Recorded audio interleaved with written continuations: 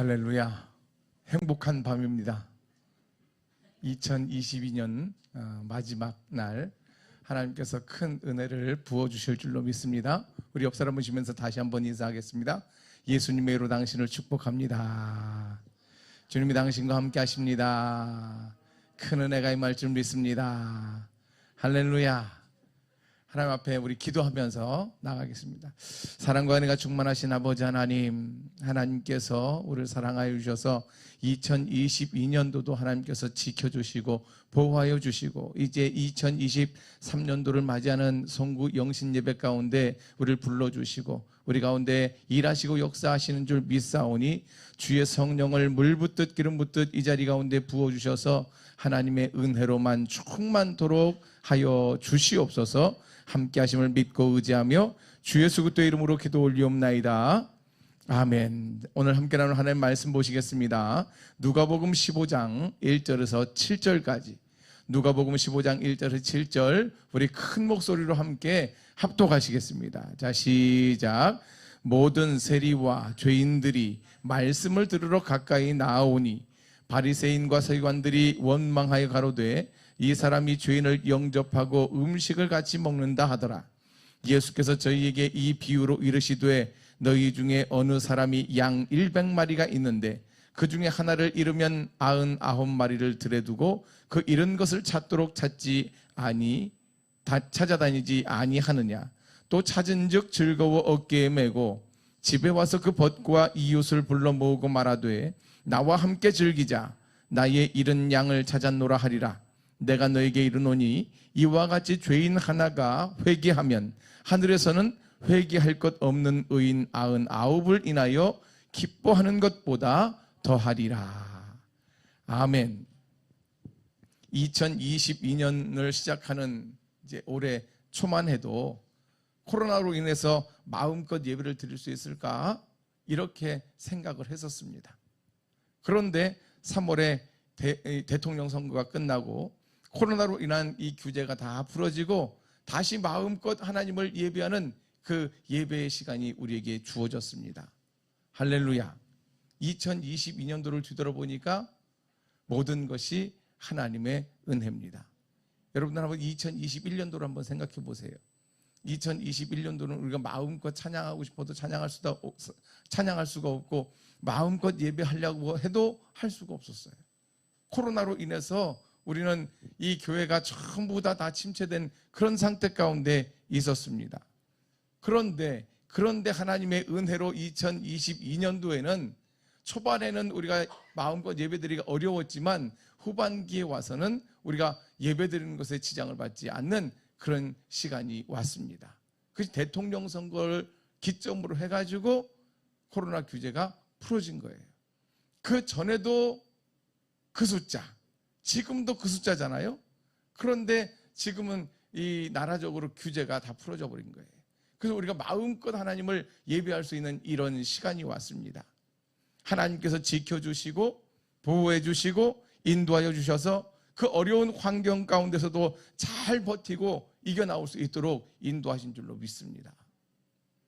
생명샘교회 성도 한 분 한 분마다 하나님께서 단련하시고 연단하셔서 더욱더 믿음의 굳건히 서도록 역사하셨습니다. 그래서 한 사람 한 사람을 하나님이 세밀하게 만지시는 그 만지심이 이 생명샘교회 가운데 있었습니다. 2022년 하나님께서 생명샘교회 또 생명샘교회 각 지체들에게 일하시고 역사하심을 감사를 드립니다. 할렐루야. 이제 다사다난했던 2022년이 지나가고 2023년에 새로운 해가 이제 시작되었습니다. 2023년에는 생명샘교회를 향한 하나님의 생명샘교회 지체들을 향한 하나님의 더 큰 프로젝트가 가동될 줄 믿습니다. 지금까지도 하나님께서 역사하시고 일하셨지만 이제 2023년도에는 더 큰 하나님의 프로젝트가 풀어질 줄로 믿습니다. 할렐루야. 2022년도 생명샘교회 표어가 무엇이지요? 흘러넘치리라. 그런데 아쉬운 건 참 흘러넘치지 못했다는 거, 흘러넘칠 준비가 됐다는 거. 이제 2023년도 생명샘교회 표어는 생명이 흘러넘치리라 입니다. 생명이 흘러넘치시기를 주의 이름으로 축원합니다. 그래서 올 한 해는 생명샘교회에 생명이 흘러넘치기를 원합니다. 또 여러분의 가정에 생명이 흘러넘치기를 원합니다. 또 여러분의 사업장에 생명이 흘러넘치기를 원합니다. 생명이 흘러넘쳐서 잘되고 형통하고 흥왕하시기를 주의 이름으로 축원합니다. 오늘은 누가복음 15장 1절에서 7절의 말씀을 가지고 생명이 흘러넘치리라 라고 하는 제목으로 하나의 말씀을 나누도록 하겠습니다. 자, 오늘 본문의 말씀을 잘 보시면 죄인을 영접하고 음식을 같이 먹는다라고 하며 원망하는 이 바리새인들과 서기관들에게 예수님께서 비유로 말씀을 하시는 거예요. 너희 중에 어느 사람이 양 100마리가 있는데 그 중에 하나를 잃으면 99마리를 들여두고 그 잃은 것을 찾을 때까지 찾아다닐 것이 아니냐. 지금 이 비유를 바리새인과 서기관들에게 지금 말씀하고 있는 것이지요. 예수님께서 이 비유를 말씀하고 있는 이 바리새인과 서기관들이 여러분 어떤 자들입니까? 세리들과 죄인들을 경멸하고 비난하는데 아주 익숙한 사람들, 그 사람들이었어요. 그들에게 예수님은 한 생명이, 한 영혼이 얼마나 귀한 것인가, 이것을 비유로 말씀을 하고 있는 거예요. 여기서 양은 무지하여 하나님 곁을 떠나간 죄인을 말하는 것이고, 여기서 목자는 하나님을 상징하고 있는 것입니다. 하나님께서 무지하여 하나님 곁을 떠나간 죄인을 찾기 위해서 99마리의 양을 들에 남겨두고 찾을 때까지 찾아다니신다는 거예요. 한 마리를 찾기 위해서 99마리를 들에 두고 그 한 마리를 찾아다니신다는 거예요. 이것이 하나님 아버지의 마음인 거예요. 마음. 그리고 그 양을 찾으면 양을 어깨에 메고 기뻐하며 집으로 돌아와서 친구와 이웃들을 다 불러 모아놓고 내가 잃어버렸던 그 양을 찾았으니 함께 기뻐하고 즐거워하자, 이렇게 말할 것이다 말씀하고 있어요. 잃어버린 양을 찾기까지 수많은 시간이 걸렸고 육체적으로도 엄청 피곤했을 것입니다. 그렇다 할지라도 잃어버린 양을 찾게 된 이 목자의 기쁨은 그 모든 수고를 다 잊어버리게 만들었습니다.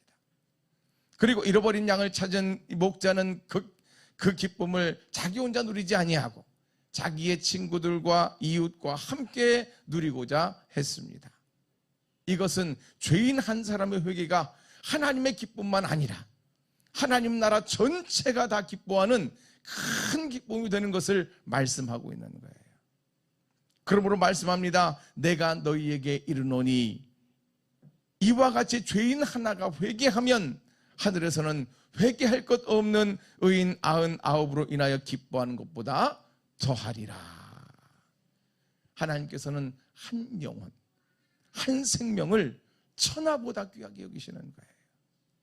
할렐루야.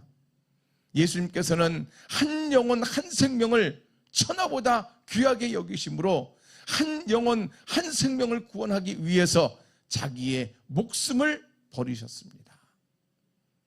할렐루야. 여러분, 가치 있잖아요. 가치. 어떤 물건에 있어서 이 가치. 이 물건이 얼마만큼이나 가치가 있는 것이냐. 어떤 사람이 어떤 물건을 만들었어요. 어떤 물건을 만들어가지고 이제 그것을 팔기 시작하는 거예요. 그랬더니 여러 사람이 이제 그 물건 만드는 기술을 살려고 합니다. 야, 그거 어떻게 만들었어? 그 만드는 기술 나한테 팔어. 여러 사람이 갖다 붙은 거예요. 그런데 이게 한 사람씩 그러면 얼마 줄래? 이거 있는데 이거 너가 귀하다고 여기지? 너 이거 얼마 줄래? 그랬더니 어떤 사람은 10억을 부르고 어떤 사람은 100억을 부르고 어떤 사람은 1000억을 부르는 거예요. 10억을 부른 사람은 그 물건을 10억의 가치로 보는 것입니다. 또 100억을 부르는 사람은 그 물건을 100억의 가치로 보는 거예요. 1000억을 부른 사람은 그 물건을 1000억의 가치로 보는 거예요. 1000억의 가치로. 그것이 여러분 그 물건의 가치입니다. 우리나라의 축구선수 중에 김민재라고 하는 선수가 있잖아요. 사람들이 중국에서 뛸 때만 해도 알아보는 사람이 별로 없었어요. 그래서 중국에서 뛰다가 그 터키로 갔어요. 그리고 터키에서 이제 나폴리라고 하는 팀으로 갔어요. 그때만 해도 260억 대의 이 가치를 받고 거기 간 거예요. 그런데 그 선수가 이탈리아에서 너무너무 잘한 거예요. 그리고 월드컵에서도 잘했어요. 그러니까 그 가격이 천정부지로 막 올라가기 시작하는 거예요. 500억, 600억, 700억, 1000억. 그 선수를 데려가려면 바이아웃 600억이 걸려 있었어요. 650억이. 그런데 그 600억이 넘어가 버렸어. 그러니까 나폴리라고 하는 팀에서는 그 바이아웃 없애버리자. 그러면 이제 바이아웃이 없어져 버리면 안 팔고 싶으면 안 팔고, 더 많은 돈을 받고 싶으면 더 많은 돈을 받고 팔 수가 있는 거예요. 근데 김민재 선수는 안 하겠다 그랬던 거예요. 그래서 맨유에서 이제 이 김민재라고 하는 선수를 1000억대에 살려고 마음을 먹고 있다, 이런 이제 소문이 도는데, 가치가, 그 선수의 가치가 그만큼 올라가는 거예요. 선수는 똑같잖아요. 그런데 그 선수의 가치를 이 팀에서 매기고 저 팀에서 매기고 저 팀에서 매기고 서로 그 선수를 데려가려고 그 가치를 매기는 거예요. 그게 그 사람의 가치예요. 예수님이 우리를 구원하기 위해서 자기의 목숨을 내어 놓으셨습니다. 그러면 주님 보시기에 우리의 가치가 얼마하다는 거예요? 우리의 가치가 얼마예요, 여러분? 여러분의 가치가 얼마예요? 예수님의 생명값 그만큼의 가치가 있다는 거예요. 왜요? 그 생명값을 주고 우리를 샀기 때문에. 그러면 예수님의 생명값은 여러분 얼마일까요? 예수님의 생명값. 골로새서 1장 15절에서 16절 가서 볼까요? 그는 보이지 아니하시는 하나님의 형상이요 모든 창조물보다 먼저 나신 자니 만물이 그에게 창조되되 하늘과 땅에서 보이는 것들과 보이지 않는 것들과 혹은 보좌들이나 주관들이나 정사들이나 권세들이나 만물이 다 그로 말미암고 그를 위하여 창조되었고, 하나님의 독생자 아들은 모든 만물보다 먼저 나신 분으로 모든 만물을 창조하신 창조자이십니다. 만물이 하나님의 독생자 아들로 말미암아 창조가 되었습니다. 또한 만물은 하나님의 독생자 아들을 위하여 창조가 되었습니다.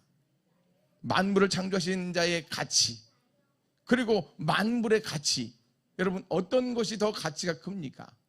만물을 만드신 자의 생명의 가치, 그리고 만들어진 이 만물의 가치, 어떤 것이 여러분 더 큽니까? 이 만물을 만드신 자의 그 생명값이 더 가치가 큰 거예요. 할렐루야. 그러므로 세상 만물보다 크신 분, 이분이 바로 예수 그리스도이십니다. 세상 만물보다 크신 그 예수님의 생명값을 주고 저와 여러분을 사신 거예요. 하나님은 우리의 생명의 가치를 하나님의 독생자 아들 예수 그리스도의 그 생명값으로 여기시고 그 값을 실제로 지불했습니다. 내가 너 1000억이라고 여겨, 말만 그렇게 하고 1000억 주고 안 사면 그 가치가 아니잖아요. 내가 너를 천하보다 귀하게 여겨, 그런데 그 하나님의 아들이 목숨값을 안 내줬어, 그러면 그 가치는 아닌 거잖아요. 말만인 것이지. 그런데 말만이 아니라 실제로 그 생명을 내어주셨단 말이에요. 할렐루야. 그래서 한 영혼이, 한 생명이 천하보다 귀한 거예요. 할렐루야. 예수님께서는 한 영혼, 한 생명을 천하보다 귀하게 여기심으로 한 영혼, 한 생명을 구원하기 위해 자기의 목숨을 버리셨어요. 그래서 요한복음 10장 11절에 나는 선한 목자라, 선한 목자는 양을 위하여 목숨을 버리거니와. 예수님은 선한 목자입니다.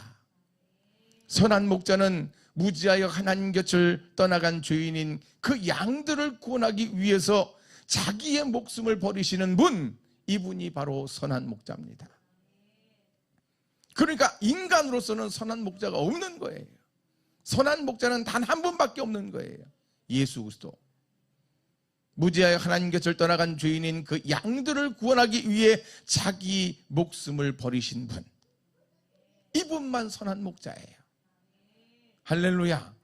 우리가 착하기 때문에, 또 쓸만하기 때문에, 선하기 때문에, 지혜롭기 때문에, 그래서 우리를 위해서 자기의 목숨을 버리신 것이 아닙니다. 죄인을 살리기 위해서, 죄인된 우리를 살리시기 위해서 자기의 목숨을 버린 거예요. 여러분, 진짜 어떤 큰 가치가 있어서 그 가치를 지불한 것이 아니라니까요. 죄인, 죽을 죄인, 살인자, 그를 위해서 목숨을 버리셨다는 거예요. 할렐루야. 로마서 5장 8절을 가서 보시면 이렇게 말씀합니다. 우리가 아직 죄인 되었을 때에 그리스도께서 우리를 위하여 죽으심으로 하나님께서 우리에게 대한 자기의 사랑을 확증하셨느니라. 언제요?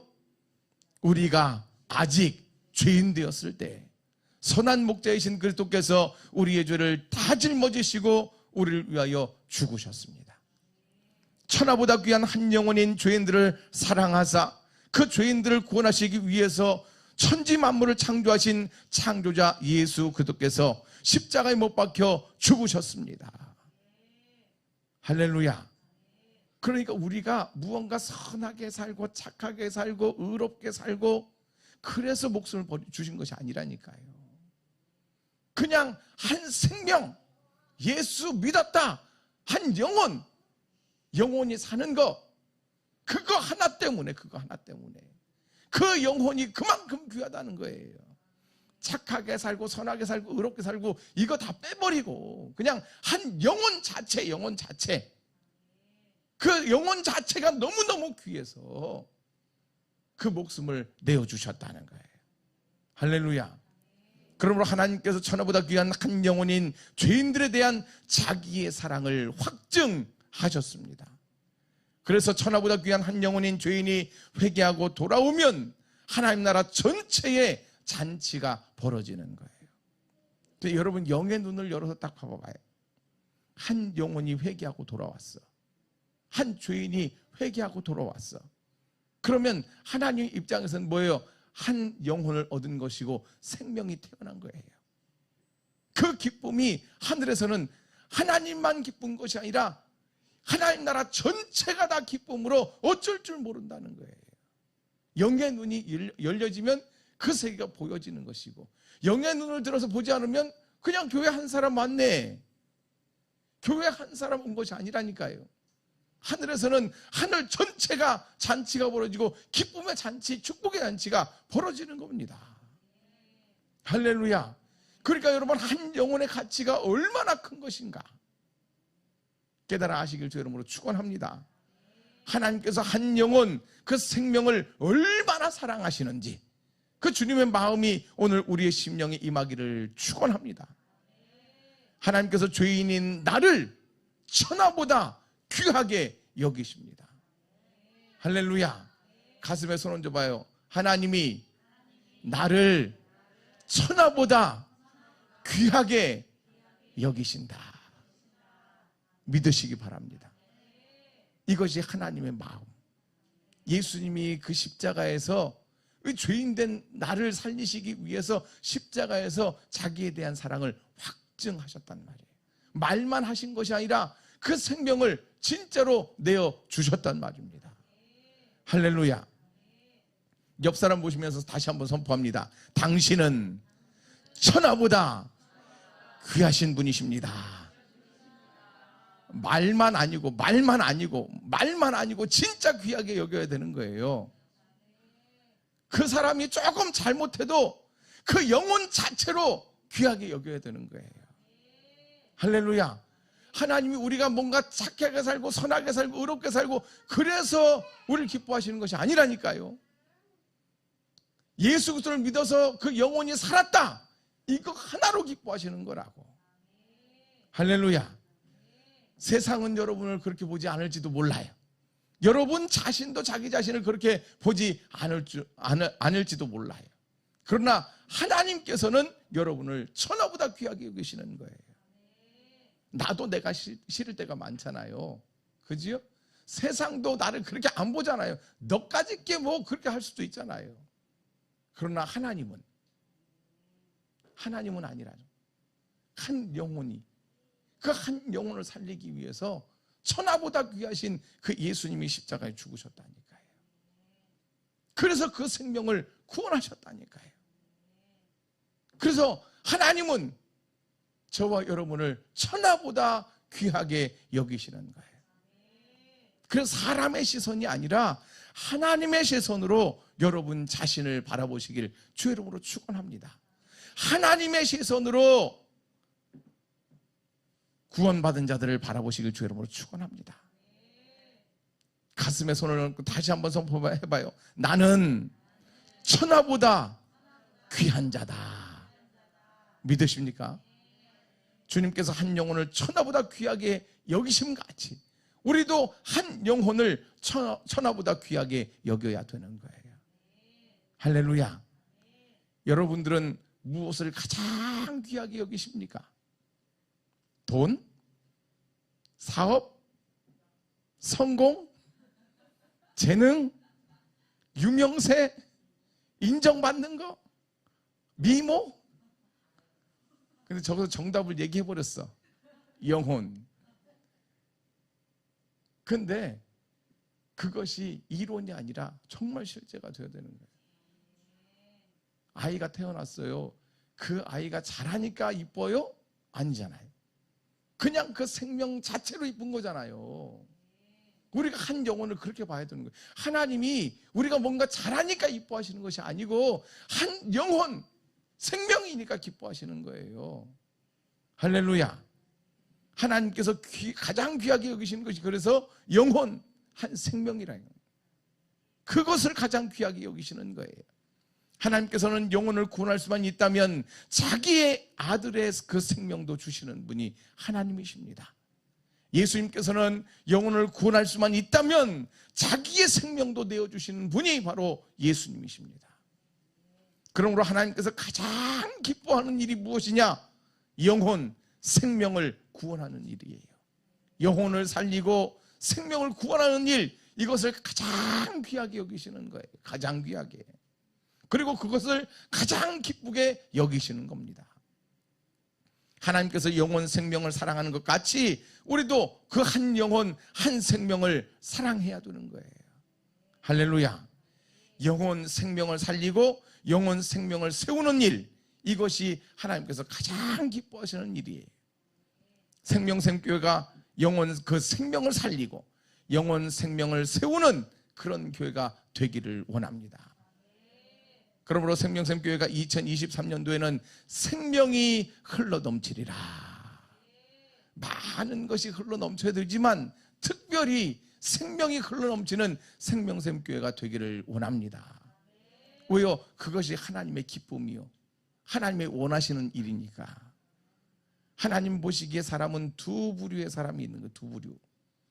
첫째는 살았으나 죽은 자. 그러니까 육은 살아있지만, 육은 살아서 움직이지만 영혼은 하나님과 분리가 되어가지고 죽어있는 자가 있는 거예요. 두 번째는 산 자입니다. 육도 살아서 움직이고 영혼도 하나님과 연합하여 살아있는 자. 이 자를 산자다 그러는 거예요. 산자. 하나님께서는 살아있으나 죽은 자를 산자 만드시길 원하시는 거예요. 그래서 그 영혼을 구원하시는 겁니다. 영혼이 구원받아야 살았으나 죽은 자가 산자가 되는 거예요. 산자. 하나님은 그 산자를 기뻐하신다는 거예요. 하나님 나라에서, 하나님 나라 전체가 그 다 산자, 그 자를 위해서 기뻐 춤추며 즐거워한다는 거예요.